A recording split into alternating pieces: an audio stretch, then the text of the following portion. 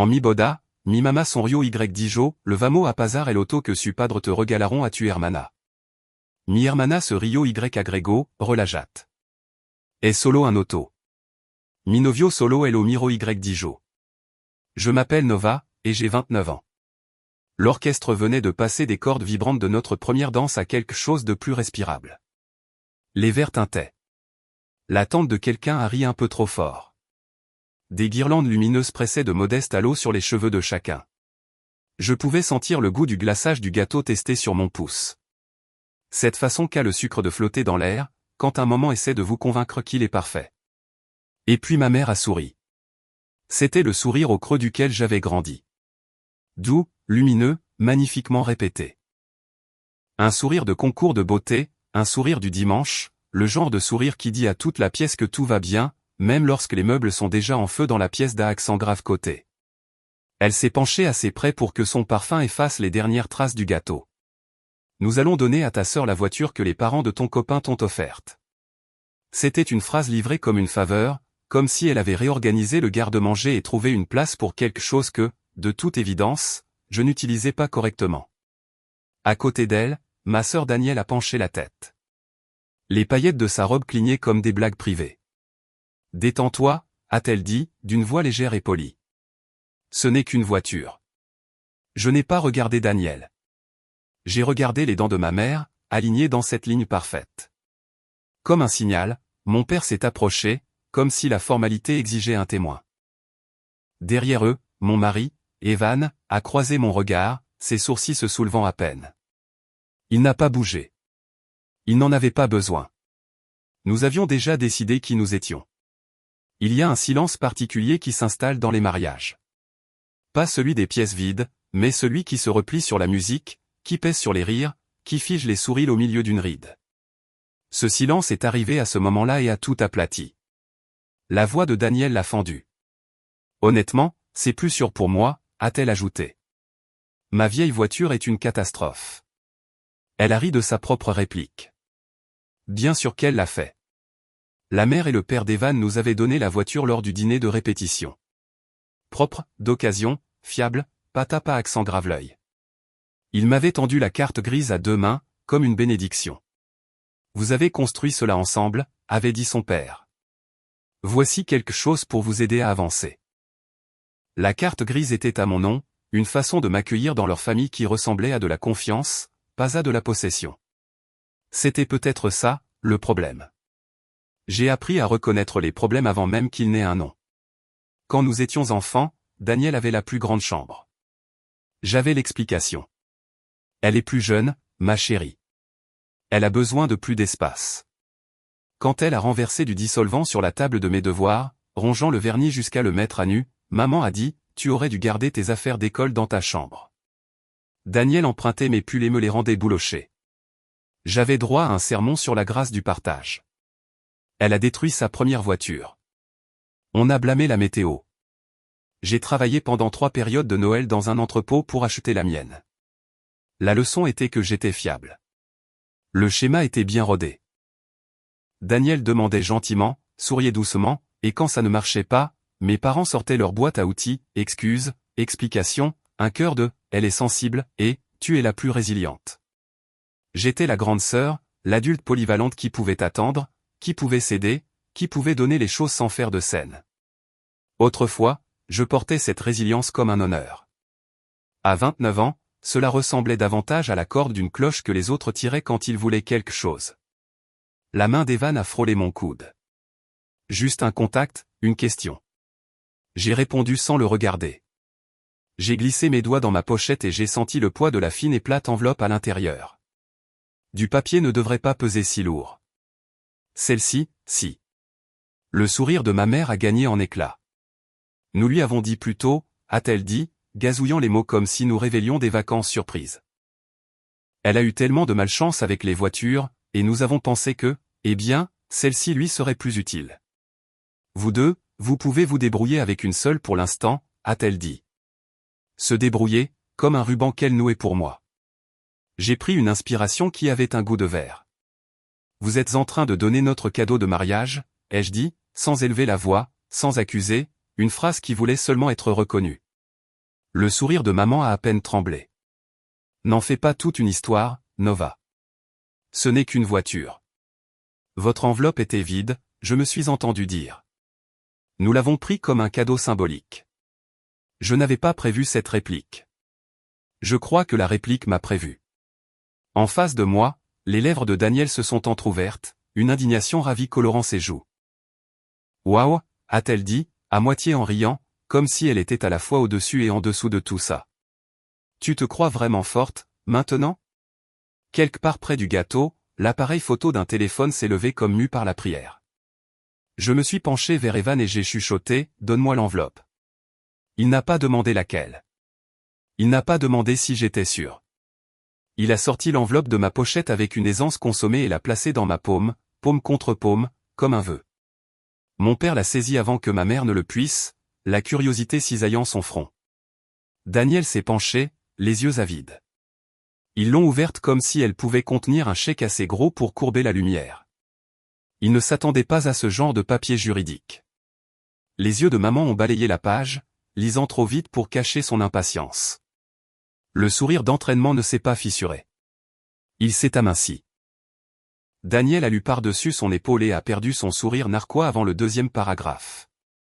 Papa a pincé le haut de la page, scrutant, comme si les mots pouvaient se réécrire par pure gêne. Qu'est-ce que c'est que ça, a-t-il marmonné. Je ne les ai pas fait attendre. Une déclaration notariée, ai-je dit, ma voix juste assez stable pour porter. Exécutée il y a 2 semaines. Elle stipule que tous les cadeaux de mariage, y compris le véhicule immatriculé à mon nom, ne peuvent être vendus, offerts ou transférés sans mon consentement écrit et notarié. Toute tentative de le réattribuer déclenchera un examen juridique automatique et restreindra tout futur arrangement successoral du côté d'Evan. La musique ne s'est pas tant arrêtée qu'elle ne s'est agenouillée. Tu ne peux pas être sérieuse, a dit Daniel, une fine pointe de panique aiguisant ses voyelles. Tu nous menaces à ton propre mariage. Vous avez fait une déclaration publique, ai-je répondu. Je pose une limite publique.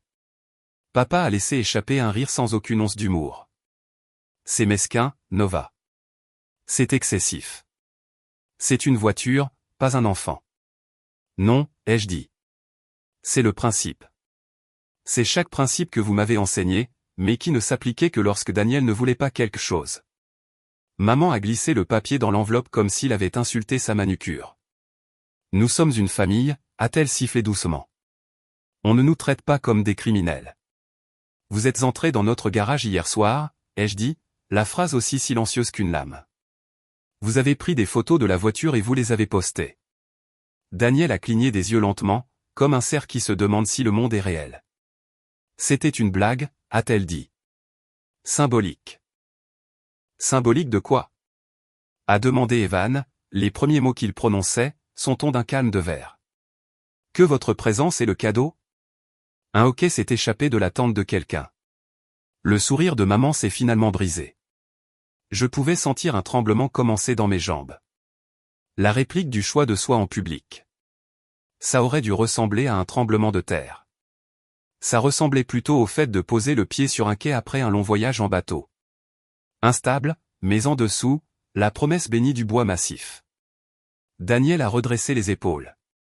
Tu as toujours été comme ça, a-t-elle dit, trouvant son équilibre dans l'accusation. Tous les deux, vous vous prenez pour des saints. Je me suis tourné complètement vers elle. Je n'ai pas haussé la voix. Tu as vécu sur des excuses que j'ai dû présenter. Tu as pris les conséquences comme des manteaux que d'autres pouvaient porter. Tu appelles ça la famille. J'appelle ça un accès. Assez, a dit papa, essayant de reprendre le contrôle de la pièce. C'est un mariage. Et ceci, ai-je dit, est le dernier jour où je prétends que cela n'arrive pas, les doigts d'Evan se sont entrelacés avec les miens. 1, 2, 3. Un décompte. L'orchestre attendait. Les invités attendaient. Le vieux scénario attendait que je lui obéisse. Je ne l'ai pas fait. J'ai sorti une deuxième enveloppe et l'ai tenue entre 2 doigts. Le nom de Daniel était imprimé sur le devant. Elle l'a fixé comme si elle brûlait. Maman a voulu la saisir, mais je l'ai reculée d'1 centimètre. Une limite rendue visible. Celle-ci est réelle, pas symbolique, ai-je dit doucement. Considérez-la comme un document. Derrière nous, le gâteau a soupiré. Quelque part au loin, un bouchon a sauté, d'une gaieté indécente. Jouez, a dit doucement Evan à l'orchestre, comme un défi. Le batteur a levé ses baguettes. Le chanteur m'a regardé comme si j'étais le chef d'orchestre. J'ai hoché la tête une fois. La musique s'est élevée. La pièce a inspiré. La bouche de Daniel s'est ouverte sur un nouvel argument, et la ligne de basse l'a avalé. Nous nous sommes tournés, Evan et moi, au son de la chanson. Le sourire de ma mère est finalement tombé de son visage. Les paillettes de Daniel ont cessé de cligner. L'enveloppe attendait dans ma main comme une vérité avec des arêtes. Je l'ai pressée dans la paume de mon père alors que nous passions devant lui sur la piste. Aider n'est pas voler, ai-je dit. Et l'amour n'est pas un accès. Nous avons dansé, non pas pour le spectacle, mais pour la réappropriation. Au bord de mon champ de vision, j'ai vu ma mère qui me fixait, travaillant sur un nouveau sourire qui s'adapterait à ce que la pièce était devenue. J'espérais, pour une fois, qu'il ne viendrait pas. La musique jouait encore quand les chuchotements ont commencé. Je pouvais les sentir se propager à travers les tables, comme le lent roulement d'une marée. Des cousins qui marmonnaient. Une tante qui faisait semblant d'arranger sa serviette pendant que l'appareil photo de son téléphone tremblait. Une des amies de ma mère articulant le mot « drame » derrière sa flûte de champagne. C'est ça, le truc avec les familles comme la mienne. Elles aiment un public presque autant qu'elles détestent la responsabilité. Ma mère se tenait figée près de la table du gâteau, le visage peint de politesse, mais ses yeux étaient étroits et tremblants. Daniel essayait toujours d'en rire, un son cassant et aigu qui n'appartenait pas à son charme habituel. Elle pensait encore pouvoir récupérer la scène. Sérieusement, Nova, a-t-elle dit, sa voix se brisant sous l'incrédulité. Tu ne peux pas faire ça pour une voiture. Evan a serré ma main, mais je ne l'ai pas regardé. Il ne s'agit pas d'une voiture, ai-je dit tranquillement. Il s'agit de tout ce qui a toujours été à moi, et qui finissait par devenir à elle. Daniel a laissé échapper un ricanement, son ton montant. Oh mon Dieu, on va vraiment revenir sur le lycée, maintenant? Tu es marié. Passe à autre chose. Le lycée, c'était l'entraînement, ai-je dit. Tu as pris ma chambre, mes vêtements, ma tranquillité. Ceci, c'était juste ton projet de fin d'études. La pièce a tremblé sous le poids de rires gênés. Quelqu'un a baissé la musique. Ce n'était plus silencieux. C'était tendu. La voix de maman a tranché l'atmosphère. On ne va pas faire ça ici. Nova, arrête de te ridiculiser. Me ridiculiser, ai-je répété en clignant des yeux. Vous avez annoncé publiquement que vous donniez mon cadeau de mariage. Ce n'est pas de la gêne, maman. C'est du vol avec des hors-d'œuvre. Papa a passé une main dans ses cheveux clairsemés, marmonnant pour elle, laisse tomber. Mais il ne la regardait pas. Il me regardait moi, de la façon dont on fixe un étranger qui en sait trop. L'expression de Daniel a vacillé, montrant quelque chose que j'avais vu toute ma vie, la panique cachée sous le privilège. Elle s'est penchée, essayant d'adoucir le ton. Nova, tu sais que j'ai des difficultés, n'est-ce pas? Ma vieille voiture est pratiquement morte, et la tienne est là, sans servir. La voilà, la justification. Le droit tranquille, déguisé en besoin. Evan a finalement parlé, sa voix égale. Nous ne gérons pas un programme de dons, Daniel. Son visage s'est empourpré. Facile à dire pour toi, monsieur le Crésus. Tu as fait un beau mariage. La mâchoire d'Evan s'est contractée, mais avant qu'il ne puisse répondre, je suis intervenu. Tu veux dire qu'il a épousé quelqu'un qui ne cède plus? Daniel a cligné des yeux. Qu'est-ce que ça veut dire? Ça veut dire que le manège gratuit est terminé. Un murmure a balayé les tables. La main de ma mère a tremblé alors qu'elle essayait de reprendre le contrôle du récit. Tout le monde, calmez-vous, a-t-elle dit, sa voix frémissant d'une fausse grâce. Ça a assez duré. Mais je n'avais pas fini. Maman, ai-je dit doucement. Savais-tu que Daniel est allé dans notre garage hier soir? Cela l'a figé en pleine respiration. Elle a pris des photos de la voiture, les a postées avec la légende, enfin un véhicule qui me correspond. Les lèvres de maman se sont entr'ouvertes. Papa a froncé les sourcils. La main de Daniel a sursauté vers son téléphone, comme si elle pouvait d'une manière ou d'une autre effacer la preuve rétroactivement. Comment? Comment as-tu? A-t-elle balbutié. Vidéosurveillance, ai-je dit, en gardant un ton plat. Et ta publication avait une géolocalisation. Un léger hoquet s'est échappé des invités. Daniel est devenu écarlate. Tu m'espionnes, maintenant? Non, a dit Evan. On vérifie juste qui essaie d'ouvrir la porte de notre garage à minuit. L'air de la pièce a changé. La fausse chaleur s'est évaporée.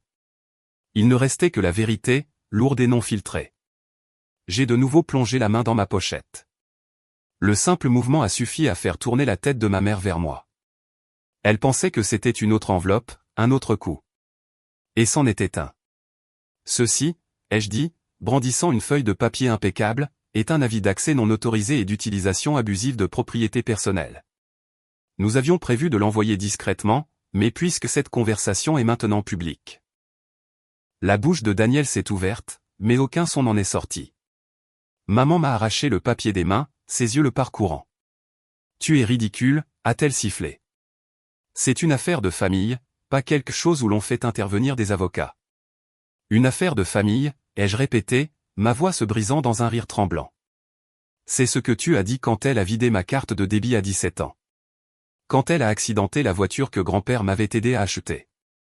Quand elle a vendu mon vieil ordinateur portable en appelant ça un emprunt. Chaque fois, tu as transformé ça en affaire de famille. La voix de mon père a retenti, aussi tranchante que du gravier. Tu te couvres de ridicule. Assieds-toi.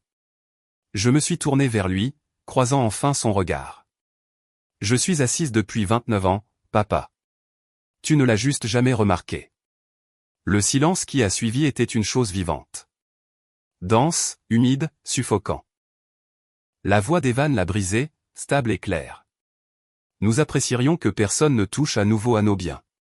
Cela inclut notre voiture, notre maison, ou tout ce qui est lié au nom de ma famille. Les yeux de Daniel se sont enflammés. Le nom de ta famille. Alors c'est de ça qu'il s'agit. Le statut?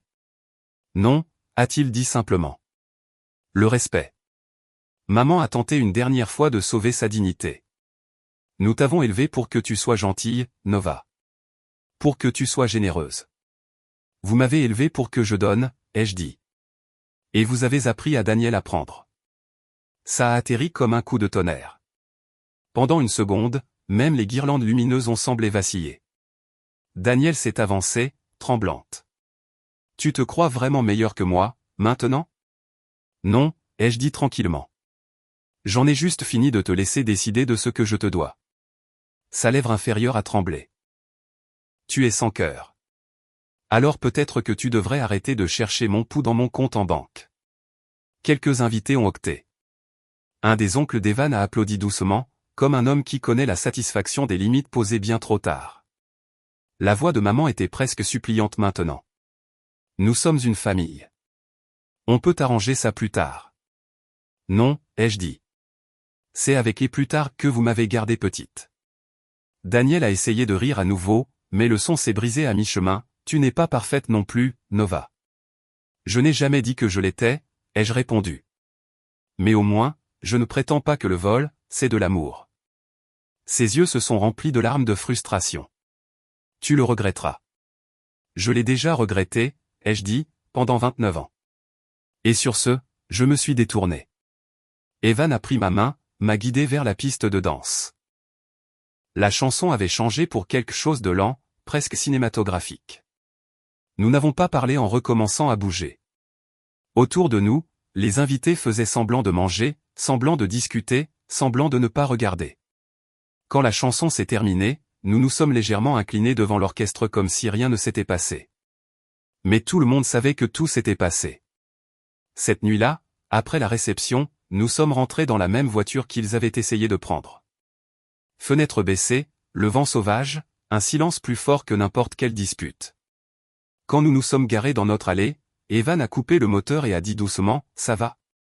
J'ai fixé la maison, la rue calme, la nuit vide. Je vais plus que bien, ai-je dit.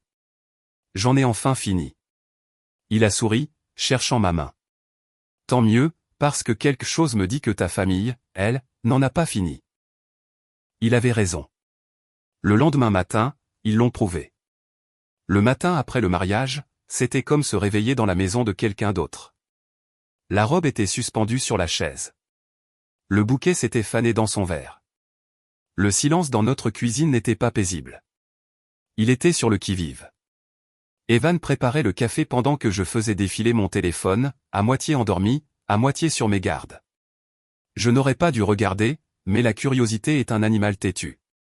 La première publication m'a frappé comme une décharge statique dans la poitrine. Daniel Harper, certaines personnes accordent plus de valeur à l'argent qu'à la famille. J'espère que ça en vaut la peine. 53 j'aime, 3 émojis cœur, un commentaire de maman, lâcher prise est douloureux, mais parfois nécessaire. Je prie toujours pour ceux qui oublient d'où ils viennent. Je l'ai fixé jusqu'à ce que l'écran s'assombrisse. Ne fais pas ça, a dit doucement Evan. Ne le relis pas, je ne le relis pas, ai-je menti. Il a fait glisser une tasse vers moi. Elle essaie de réécrire l'histoire avant qu'elle ne se fige. Il avait raison. C'est comme ça que ma famille fonctionnait. Le premier qui parlait définissait ce qui s'était passé. La vérité, c'était juste ce qui semblait assez poli pour être raconté au brunch. Mais cette fois, l'histoire était la nôtre. Nous avions prévu de partir pour notre lune de miel ce matin-là, de longer la côte dans notre voiture, celle qu'ils avaient essayé de s'approprier. Nous n'avions même pas de destination, juste une carte parsemée de lieux où nous n'étions jamais allés. Pendant que je faisais mes valises, une autre notification a sonné. Cette fois, c'était pire. Un lien GoFundMe. Titre, urgence véhicule causé par une trahison. Objectif, 8 000 $. Organisatrice, Daniel Harper. La description était écrite dans son ton fleuri et auto-victimaire. Ma sœur et son mari m'ont prise au dépourvu le jour de leur mariage. J'ai perdu l'accès à la voiture qui m'avait été promise, et maintenant je n'ai aucun moyen de me rendre au travail. J'essaie juste de me reconstruire. Chaque petit geste compte. 2 donateurs, 18 $ récoltés. Un nom se démarquait, Karma, 10 $. Evan a éclaté de rire. Karma a fait un don? On ne peut pas inventer ça. J'ai pris une capture d'écran et j'ai fermé l'application. Elle la supprimera quand elle réalisera que les gens ne tombent pas dans son piège. Il m'a regardé. Et quand elle le fera, elle trouvera un autre moyen de jouer la victime, ai-je dit. Elle le fait toujours. Le trajet a commencé en silence, le genre de silence qui semblait mérité. Nous avons dépassé les panneaux de la ville pour entrer dans des étendues de route qui fredonnaient comme la liberté. Pas de message, pas d'attente, juste le vent et des collations bon marché de station-service. À une aire de repos, j'ai surpris mon reflet dans la vitre de la voiture. Pas de maquillage, les cheveux relevés, les yeux encore fatigués mais vivants. Evan a suivi mon regard. Tu as l'air en paix, a-t-il dit. Je me sens décroché, ai-je admis. Comme si j'avais retenu ma respiration pendant une décennie et que je me souvenais enfin comment inspirer. Il a souri. C'est l'effet des limites. Nous n'avons pas beaucoup parlé après ça. Nous n'en avions pas besoin. Chaque kilomètre entre nous et mes parents ressemblait à un mur que j'aurais dû construire des années plus tôt. 3 jours plus tard, alors que nous étions assis au bord d'un lac, les pieds dans l'eau, mon téléphone a de nouveau vibré. Un long message de maman. Tu es toujours en colère. C'est allé trop loin. Une famille s'entraide. C'est comme ça que nous t'avons élevé. Je l'ai fixé pendant 1 minute. Les mots, comme un filet essayant de me ramener dans le même rôle auquel j'avais finalement échappé. Puis j'ai répondu avec une photo. Ce n'était pas une photo de nous souriant, ni du mariage, ni de la voiture. C'était une simple photo de la lettre notariée. Légende, aider n'est pas voler.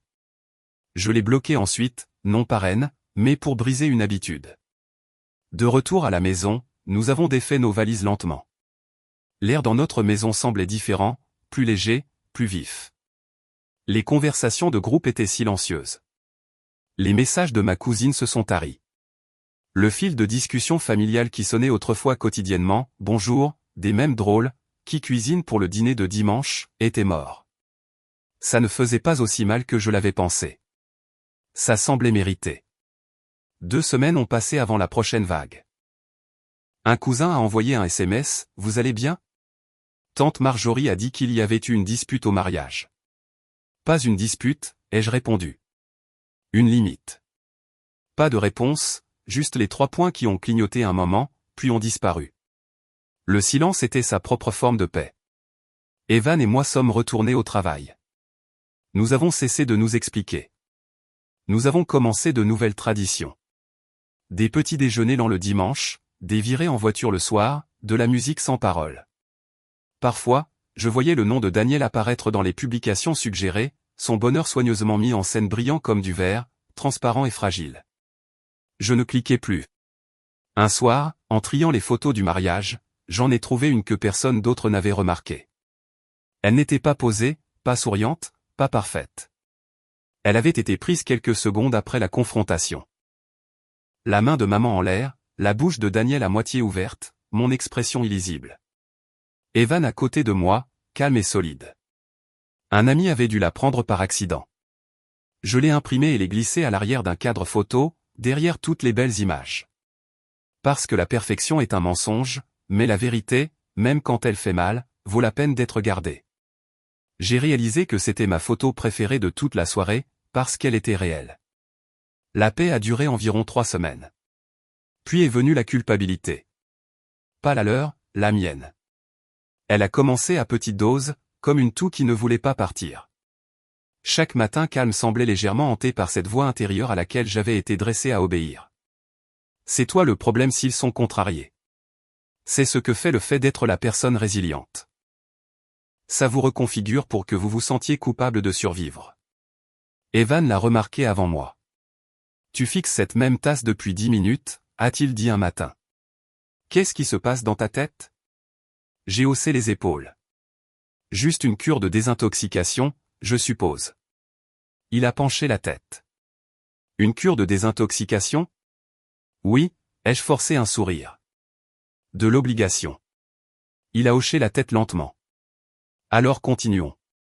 Cet après-midi-là, nous avons fait quelque chose de cérémonial, banal pour les étrangers, mais qui a changé ma vie. Nous avons changé les serrures. Les vieilles clés ont cliqueté dans la poubelle avec un son qui semblait définitif.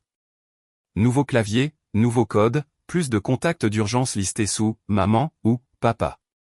Pendant des années, je leur avais laissé un moyen d'entrée, au sens propre comme au figuré. Une clé de rechange sous le pot de fleurs, des prélèvements automatiques sur la carte de crédit, des mots de passe de groupe familial. Je me disais que c'était de l'amour. En réalité, c'était de la peur. Ce jour-là, j'ai tout lâché. 3 séances de thérapie plus tard, j'ai dit quelque chose à voix haute qui m'a surprise moi-même. Je ne suis pas en deuil, je suis en cure de désintoxication. Ma thérapeute a souri doucement. Dites-moi plus à ce sujet. Je pensais qu'il me manquait, ai-je dit. Mais je crois que c'est juste le fait d'être prévisible qui me manque. Leur version de moi était facile. La réparatrice, celle qui pardonne, celle qui ne dit jamais non. Laisser mourir cette version de moi me semble égoïste. Mais ça ne l'est pas. C'est du respect de soi, a-t-elle dit. Ce mot a frappé fort.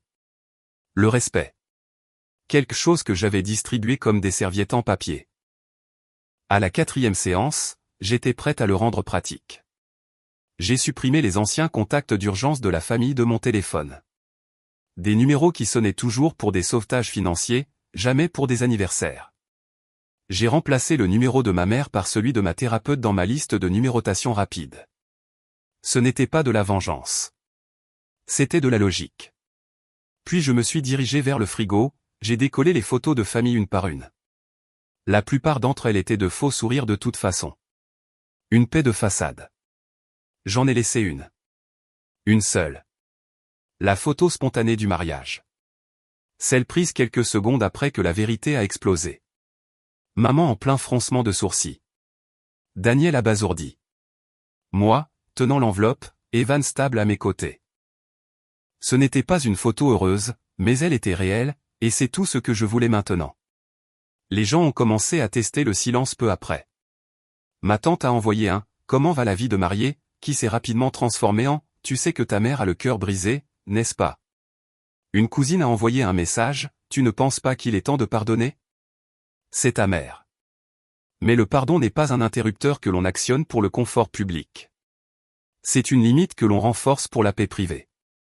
Je n'ai pas répondu à la plupart des messages. Quand je le faisais, je restais simple. Le pardon n'est pas un dû. Le respect, si. Les réponses ont cessé d'arriver. Un après-midi, Evan m'a trouvé assise sur le porche, fixant l'horizon. « Tu le regrettes ?» a-t-il demandé. J'ai secoué la tête. Non, je remarque juste le calme. Il s'est assis à côté de moi. C'est bizarre au début, hein? Le silence. Ce n'est pas le silence, ai-je dit. C'est l'absence du bruit que je prenais pour de l'amour. Il n'a pas répondu. Il a juste tenu ma main jusqu'à ce que le soleil se couche. Une semaine plus tard, j'ai eu un appel manqué de mon père.